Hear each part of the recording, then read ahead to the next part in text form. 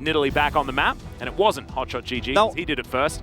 It was in fact Canyon with his extraordinary play. I see the Aphelios ban here. I like it a lot, but I think as Nongshim, you leave the Renekton open here. You ban exactly the LeBlanc. So now, if you're going to prioritize the Renekton here as Damwon Kia, you get one solo lane where it can be counterpicked, whether it's mid or bottom, or rather mid or top, excuse me.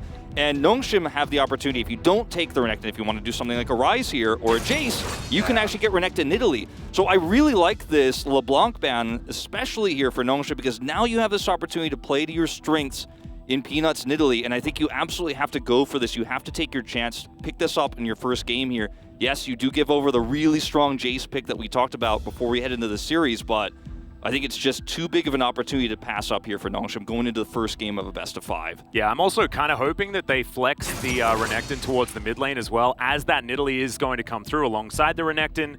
Bit of a no-brainer here, and as far as the beginning of this draft is concerned, you could imagine both teams knew exactly what was going to come out, right? You leave Jace up, Jace will be picked. This is Khan, for goodness sake. Like, this guy invented Jace here in Korea. It's not true. You know, Smeb was definitely playing Jace way before it, but still, Khan Postmodern LCK. Yeah, he's the postmodern Jace king. That's absolutely true. As Renekton will finally be locked in. Don't know why they took so long. We knew that that was going to happen. I think they're thinking about different permutations about what happens next year, because now the Ryze is still open, and it's still a very strong pick. You get both of your solo lanes locked up early. The Lucian isn't really a counter pick to the Ryze. You can play well against the Renekton if that does end up getting flexed. So I think that's a really strong pick for Damwon to pick up at this stage. They also want to lock up their jungle, and it will be the Xin Zhao.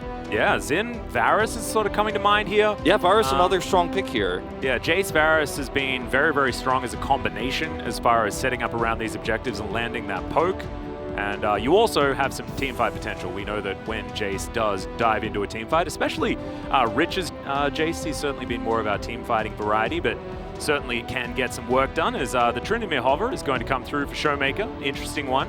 And will be Ziggs that's going to be locked away. So a different poke variant for the bottom lane. Could, of course, be flexed into the mid lane if you would like to, but not likely going to see that. Probably not going to happen, but you know, there's a lot of opportunities now for Damwon Kia to flex around their mid pick. They want to look for counter picks potentially here as the follow-up. We've seen this Kai'Sa rising in popularity again here in Korea.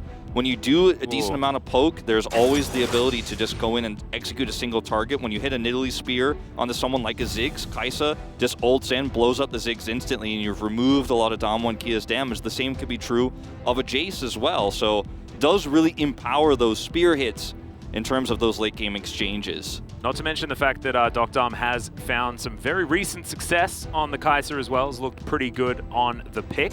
Didn't play it a whole lot in the regular season, but looking forward to seeing what he can do here. Trundle removed. Not going to get that, you know, Halo Blades Trundle Ziggs bot lane coming through to be very annoying and oppressive. Do appreciate that ban.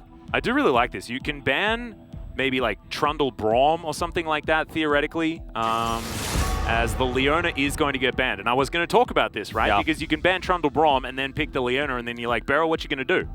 And Beryl says, well, neither of us are going to do Leona, so what are you going to do? It's going to be removal of both here. Neither will go through. And if you're Damwon Kia, you're the one who has to ban the Braum potentially here if Nongshim have to take away the Kench, because Kai'Sa Braum can also be a lane that you'd be happy to play. Not amazing into what Damwon Kia has, but blocking that Jace Shock Blast is just too much value, I think, to pass up. I think you do have to take this away. As Damwon Kia, it's just very textbook, very easy. Yep. You can also, with the way that Kai'Sa can work with a Halo Blades build, if they do decide to go for it, you can proc the Braum passive very comfortably as well, and can block some of these melee supports. They banned the Wukong instead. Okay, interesting. Yeah. Definitely one of the, considered to be the kind of solo counter to Jace in a lot of ways. And so they value that higher. Well, this could mean just a lot of poke damage is denied here. And once you lock in the Braum, you still have counter pick for your second solo lane here as Nongshim. So it's a pretty comfortable situation if you're a Noodle fan back at home. But they will take the Kennen first here. That's a pretty odd choice to leave the support pick for last.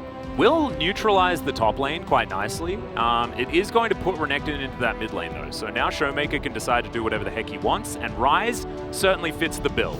Yeah. This is going to be quite dangerous. They needed a lot of AP damage in that mid lane to make sure that you know, the 3 on the top side of the map are going to have that added bit of magic damage. Yeah, this is, you know, pretty easy choice, the Ryze to come through here. I think the other option could have been, if you really wanted to go all in on the poke, the Zoe, but I think you've got enough of it that you don't really need to go down that path because, you know, you're kind of going too all in that direction.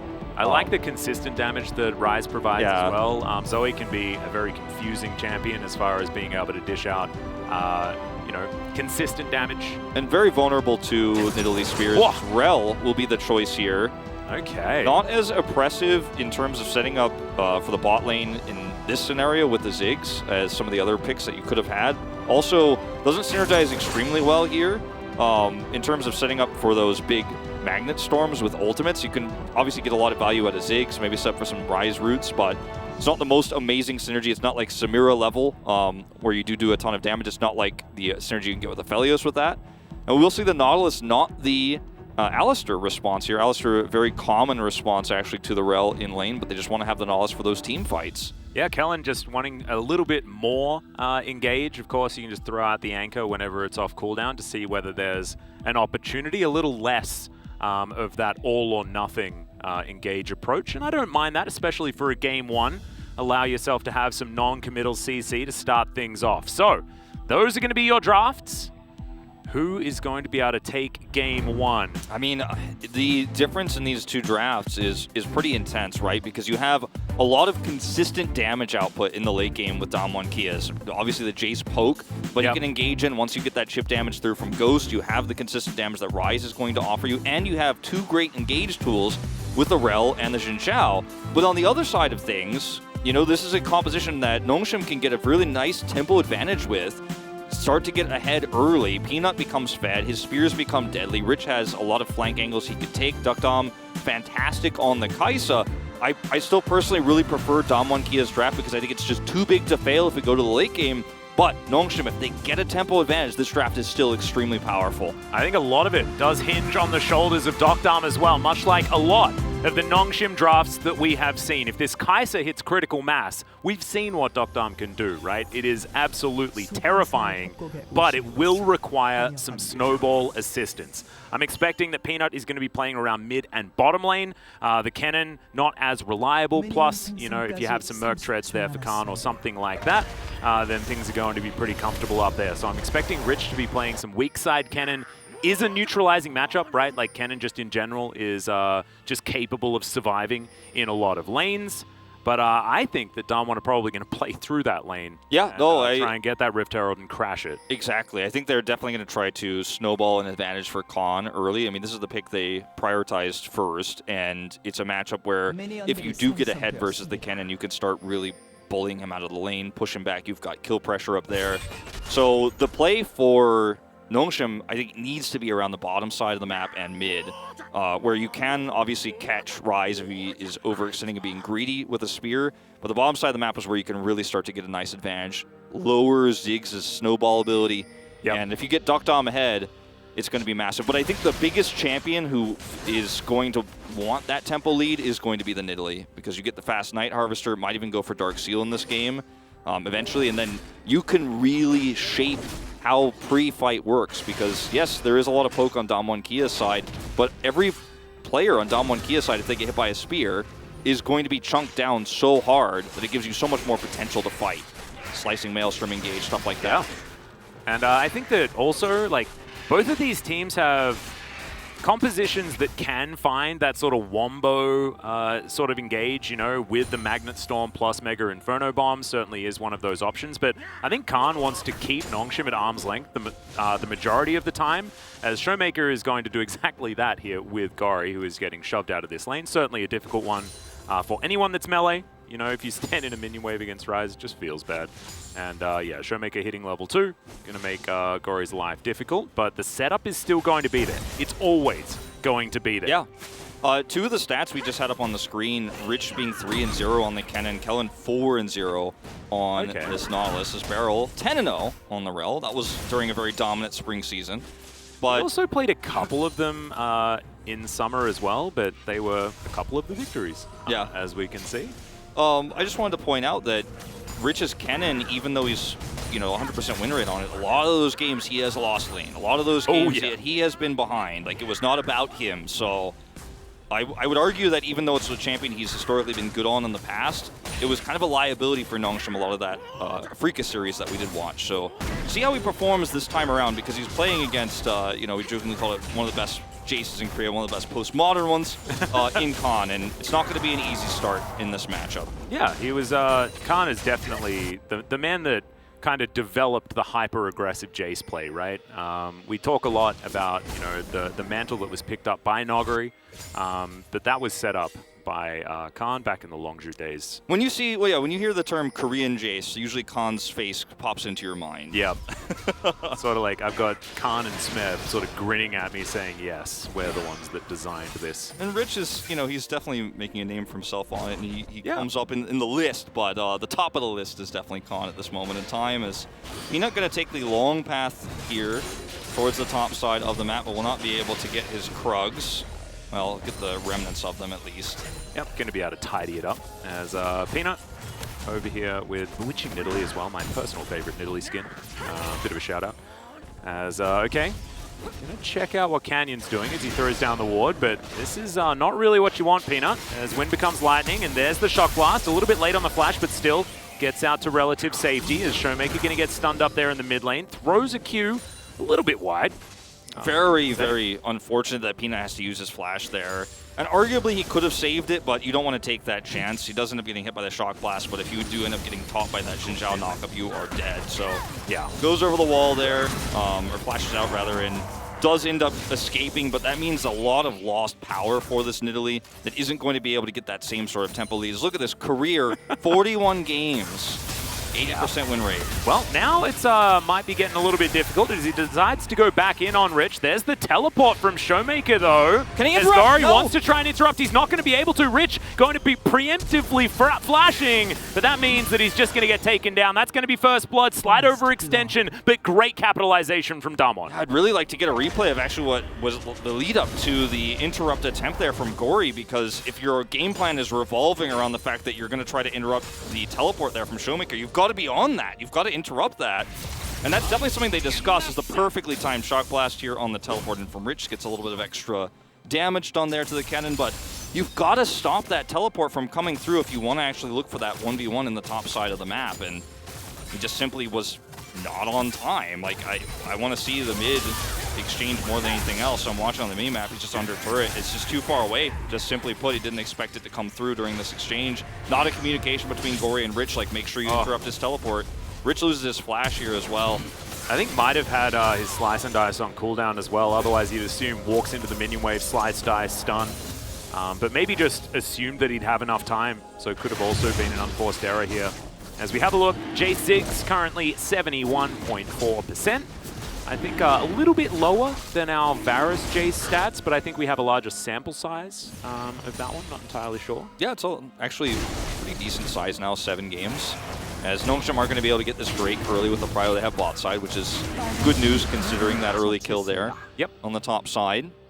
And now we've got a minute and a half until the Rift Herald, so Nongshim can set up for that one as well. I do like a bit of that neutral focus to come through, and what I really want now is to see Peanut focus on that mid lane. Yeah. Showmaker had to use his flash in order to lock down that first blood.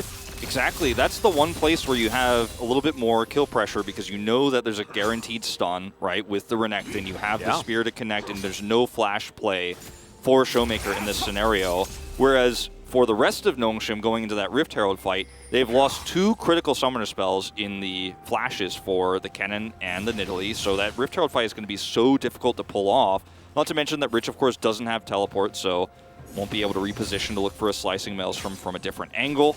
Oh, and you can see Showmaker knows exactly what's up here. Like, he's playing so defensively, just allowing Gori to hold this wave here. And he sort of has to, right? Yes, he does have control vision, but You get that flash in, you get a pounce over from Peanut, and he hits a spear. Like, I don't know, man. It can all happen so quickly as Nongshim are going to rotate over. Showmaker's fears are going to be realized.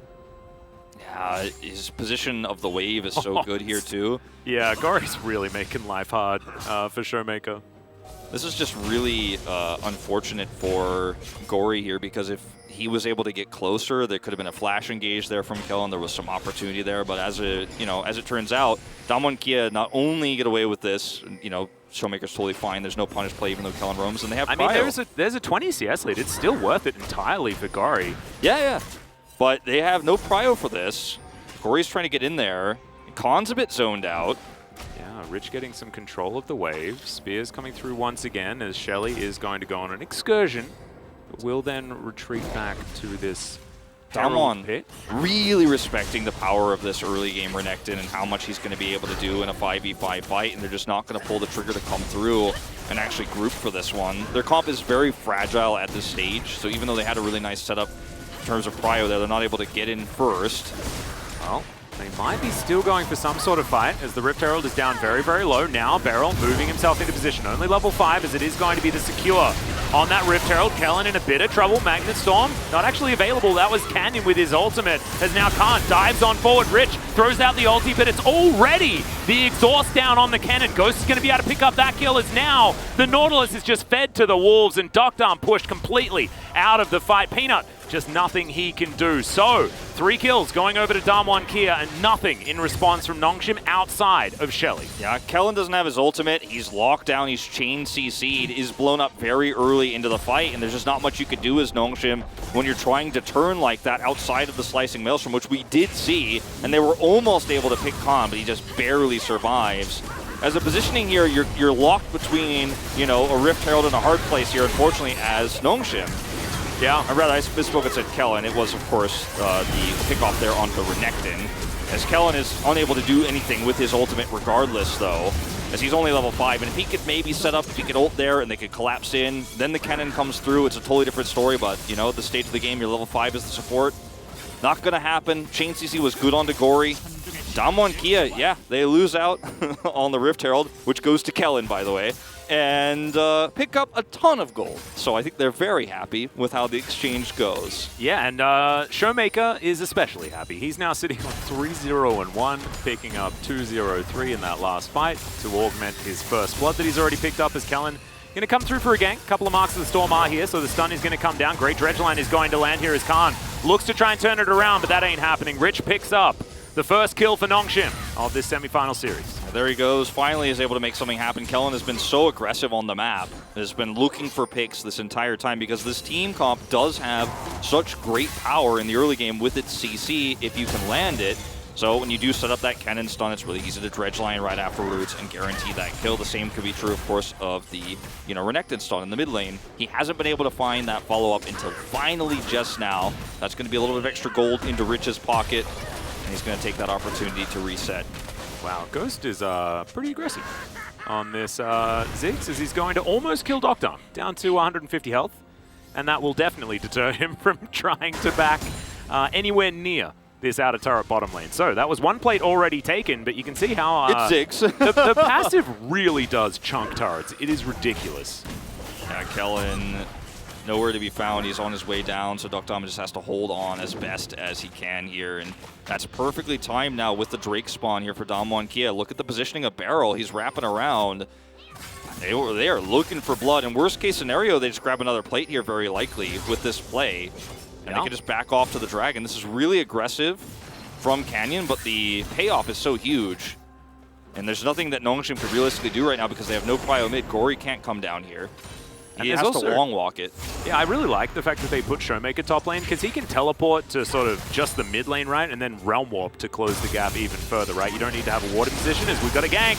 This is what the Renekton Nidalee can do. The Jace absolutely nothing he can do to respond as now a Slicing Maelstrom comes in. Another decent exhaust. But he's not tired enough as they do manage to get one. There's the knock up onto Gory, but he turns it onto the Xin Zhao, and Nongshim have found their way back. And this is going to be Rift Herald getting tossed down in the mid. That's going to be a ton of extra plate gold. They also did not get the Drake, so that's a Drake available here for Nongshim to take as well after this with the extra fire they're going to get. And Noamshim just loves playing these wombo combos. They punish the fact that Damwon Kia are trying to be both on Drake and, of course, around that mid lane. Then Rich's teleport comes back online. Ghost. Yeah, he's going to be able to get that fadeaway. Yeah, he's got his satchel. He'll be fine. But this is another style of team comp where you have so much blow-up potential. I'm going to watch this one out from Rich's perspective. Yeah. And he flashes to get the stun, and then Kellen follows up. Okay.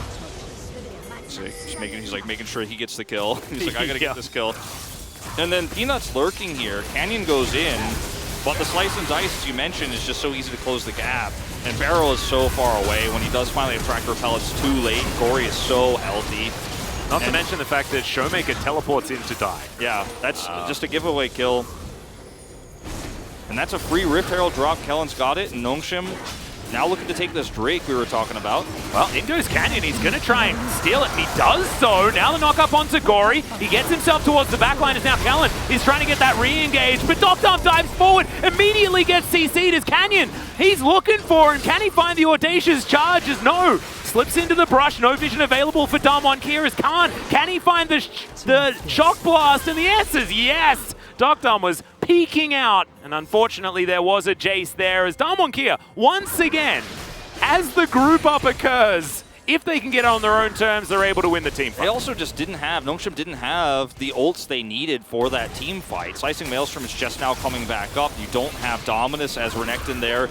And they had a pretty thin window to pull off that Drake take, and Damwon Kia know that. They come in, they're ready for the punish. Canyon can get over the wall, and they get the steal and win the ensuing fight. And this is just a great way as Damwon to punish a risky play, is just walk forward, walk towards them. They don't have those critical ultimates they need to team fight in this early game because they use them in that mid fight. Yeah. And it was only 2 plates taken by Shelly, whereas you saw that Ghost was able to get 3 there on the bottom side, so things working out okay despite Damwon not being able to pick up that Herald. As this was just a very self-assured play here by Canyon. Doctom's not here, and you just, I mean, it's so easy to engage onto this when you know there's no punish play. And Doctom lives for a really long time here, but obviously they're completely outnumbered. He walks left into this brush, but he doesn't know Khan is here, so no harm, no foul there on that one, but Khan just predicting what was going on. Canyon's like, yep. Like, yeah, I think I know. Boom. No comment. 이거 미드 밀래? Let's go mid. You want to push mid? I like that. Right, well, Rich. Oh dear. Okay, Wind becomes lightning. Not going to come through. Shirley going to pop down though, as Rich is going to take this as his opportunity to leave. And Canyon's just going to join Khan up here. They should be able to wipe this turret off the face of the map pretty comfortably. Favor is being returned on the bottom side here for Noamshim though. Let's see how far they're going to be able to get. But it's a little bit slower, and this inner turret is exactly where Damwon Kia's eyes are. As Shirley, this is her opportunity to get a little bit more value in this game. There's nobody here to defend this. Rich is just going to concede it. Yeah, so quickly. This might be another charge. Yeah, I think it will be. They don't have any range damage here. I mean, outside of Rich, and he does deny it. Yeah, is denied. So thankfully, if you poke her eye while she's darting on forward at that low health, you get your right. You're still right. She's still charged. She just didn't hit her target. Yes, exactly. And that turret was likely going to regen a whole bunch of health as well, because pretty difficult to get a push that deep. Yeah, it's 16 minutes into the game, but I mean, this is the Damwon Kia starting to pick up so much extra gold, though. Getting that inner turret versus, you know, the damage we saw mid. Showmaker spots out the problem. Now trying to return it as well as the Everfrost is going to land. Doctom in a lot of trouble as there's a Realm Warp. Doctom, oh no, he has no way of getting out. No, does find the ulti. That was beautifully done. However, meant nothing in the end as Wind did become lightning and Canyon picked up the kill. So, I mean, he's so fed in this game, Showmaker is. You just blow up instantly.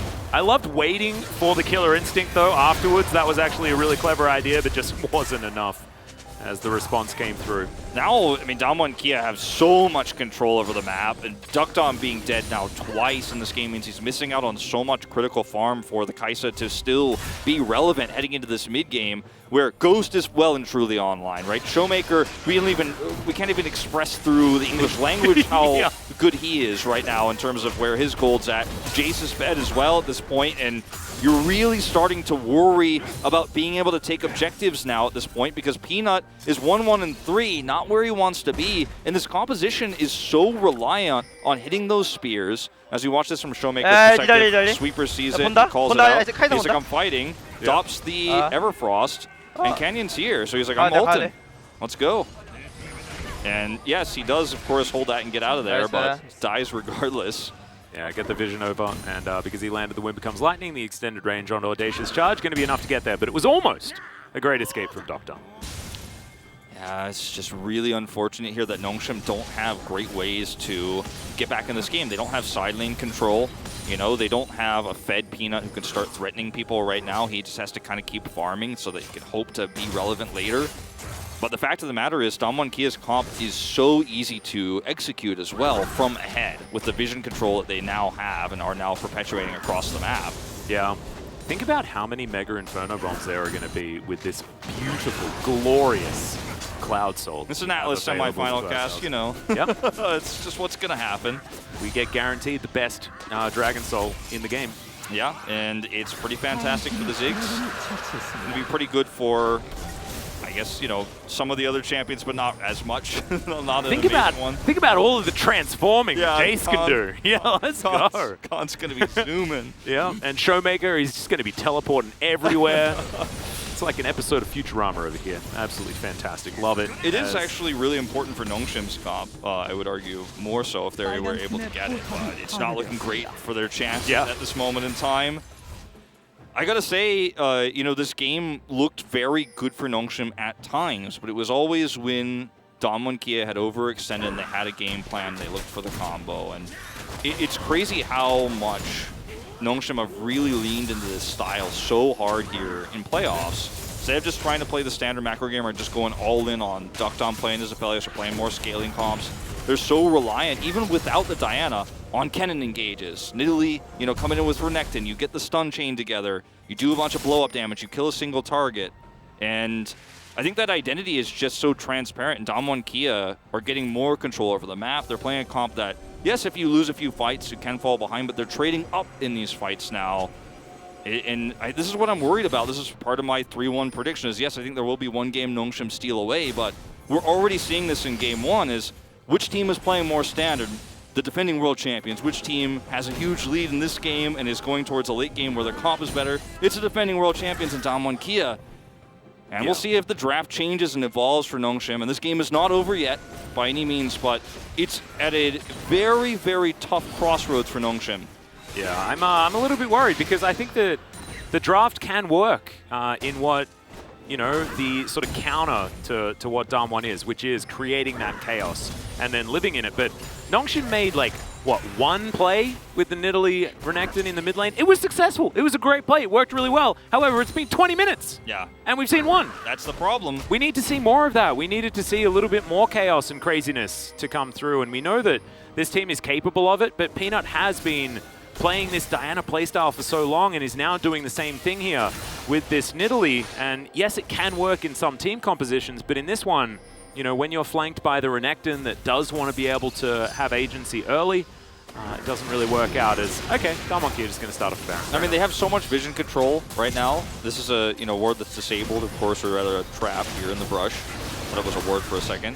Well, so vision going to be given over, but as you can see, Peanut is nowhere near this pit. Yeah, Damwon Kia know it. Yeah, they're just going to burst it down very comfortably. Damwon Kia just walk in, grab themselves a Baron, and Canyon's not going to be able to make it to the Realm Warp. However, he's happy to stick around here as the rest of the team are just blocking the escape. There's the ulti Canyon trying to get Gori into the rest of his team. Maybe not exactly what they wanted, as Ghost doesn't have the ultimate, remember. Good exhaust onto Rich in the backline, and Ghost trying to stand his ground as Peanut is going to get taken out. Gori flashing forward, trying to get a kill, and will be able to lock down the Rise. As now Nongshim, there's only one Baron left remaining. Can they take it? And yes, it's an ace from Nongshim as the Noodles wake up. I mean, Damwon Kia really tried to force that fight, and the idea is a good one. You have the engage coming through from Canyon, which splits the front line there away from Duckdom, which is where Showmaker was flanking to try to blow him up, but Duckdom lived so long, and Gori got an insane amount of value in this fight. Between his damage, his dominance, like, he was just untouchable. He was untouched, rather.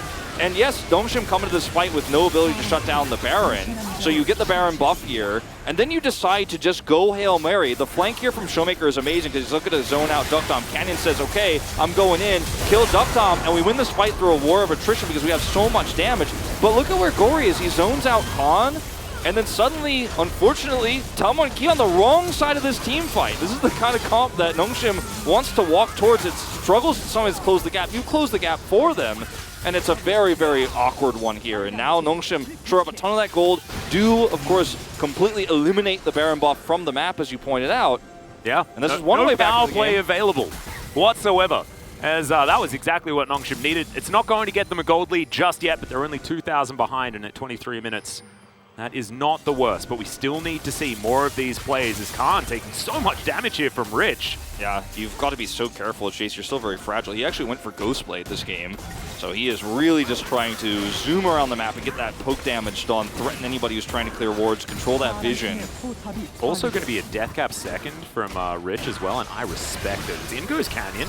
Finds a bit of a knock-up onto Rich as Mega Inferno Bomb just to soften up the members of Nongshim. Can Peanut get enough heals down is the question, and it looks like they're not going to be able to save this inner turret. Gari thinking about heading forward for a bit of a flank, but there's no Duckdom there. He's on the top side of the map as Showmaker is taking an inner in the mid lane, and it's as if Damwon do have the Baron because they've now taken 2 inner turrets. Can we bring up the Baron power play?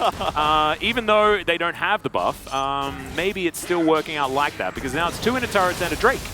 That Damwon are taking. Their lead and their composition still stands, despite the fact that Nongshim did kill the entire team. They also got a lot of gold themselves because it was a very close fight. 3 for 5 there. And so as a result, you can still push with the advantages you have to grab those inner turrets and then take the Drake that comes with it. So now Damwon on that Cloud Soul point. And this is going to be amazing for a Jace who's already got the Ghost Blade, already is going to be very, very deadly, and we could see a lot more flanks when that, extra speed comes through for the Jace, but Showmaker is the problem. He also has a Banshee's Veil now. He's going to be so difficult to pick off. If he, gets hit by a spear, he's not going to worry about it. That's just part of what this build does. So you want to pop that with anything you can if you can, but if you're trying to focus Showmaker in these fights, you're going to have a really hard time because he can, of course, engage into the fight late. He can flank. Yeah. He's not going to be at the front. I'd also like to see Canyon throw a few less crocodiles into his team, which is what he did before that ace happened. Of course, if you can perma-CC the Renekton and then take him down in an instant, then sure. But that time around, it didn't quite work. And without Ghost having his ultimate available, that did make things a little bit more difficult. I think certainly some options here for Damwon to improve. I think they definitely thought that they miscalculated that they could blow up Duckdom instantly with that Realm Warp flank, and if they do, then it was very close. I think it was like 1 Q from Showmaker went a little bit wide, and that allowed the Killer Instinct to come through by that little bit of extra space. Exactly. He got the shield and then, was able to survive a little bit longer. He's got a Wit's End in this build, so he's, starting to be able to tank a little bit more of that damage when he does decide to press the R button, so living a little bit longer. And Damwon, they're still in firm control of this game. There's been a few hiccups, right? And there's been a few moments here for Nongshim where they actually get to have that crazy, chaotic fight you were talking about. And they still have one more opportunity in this game to take that fight either at the next Baron, which I think is probably unlikely that we'll see Damwon try to take a risky fight for, but more likely on the Cloud Soul, where Rich will have that death cap online, hopefully. And you can look for that big fight at the later part of the game to start taking all the extra available gold that's up, because 3 inner turrets are still available for Damwon for Nongshim to take from Damwon, get all that extra money, and come back into this game. But if they don't win that next fight, it is pretty much over, right? So they've got one more big chance. There's the death cap purchase for Rich. Ooh, this is big. There is the exhaust still available for Beryl, so he will have to play around that one. And the problem for me is, even if you exhaust him, now with this build, it's a lot of extra damage that the cannon will have available to him. So vision being cleared around this Baron pit, and with all of the inner turrets down, means that it's so difficult for Nongshim to find themselves a safe way to get towards this Baron. There's Canyon, Beryl, and Khan just walking around as the goon squad here, just making sure that Nongshim abide by the rules, and the rules state that you're not allowed anywhere near the Baron pit, according to Damwon. Yeah. That's the one thing that they don't want Nongshim to have is control of the Baron pit, where Damwon Kia have to be the ones walking towards them through a choke point that Kennen can control. And that's the LCK Kennen pit, where we do see a lot of teams just walk into Kennen ults, including Rich on the Kennen, and actually give away free team fights. And when you do have Baron control as Nongshim, you can force fights like that, and Damwon Kia just want to group up around it, put some control wards up, prevent Nongshim from ever being able to get into that checkmate scenario there. And that's why the group stands here like this for the next minute and a half. Yeah. They do have vision control themselves, but not enough control and not enough knowledge on the red side of the map to actually start this or do anything crazy like they did before. I'd really like to see some priority put on the Cloud Soul. It's just going to have a lot of value for Damwon. Really adds to their engage potential, and that's why the Rel was picked, right? Because otherwise this composition does lack a bit of engage, as now Peanut going to dash over the wall, finds Beryl.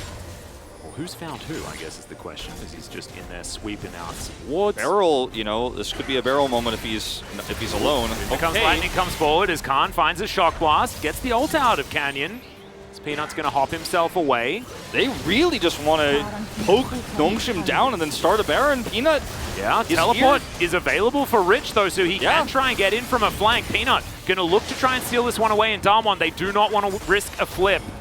Yeah, I mean, just back off. They don't even have to try to do this. They do back away, but that was extremely risky what Canyon did there. Did have to pop his ultimate. Beryl, I was also very concerned that he was going to go in there alone to try to clear some vision, because that has been the demise of Beryl a lot in the second half here of 2021, is trying to greedily clear vision, then ending up getting caught.